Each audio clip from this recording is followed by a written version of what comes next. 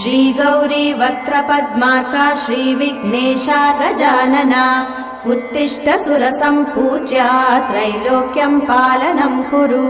श्रीगौरी वक्त्रपद्मार्का श्रीविघ्नेशा गजानना उत्तिष्ठ सुरसम्पूज्या त्रैलोक्यं पालनं कुरु।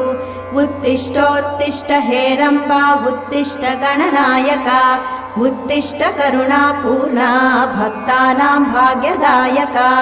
उत्तिष्ठोत्तिष्ठ हेरम्बा उत्तिष्ठ गणनायका उत्तिष्ठ करुणापूर्णा भक्तानां भाग्यदायका।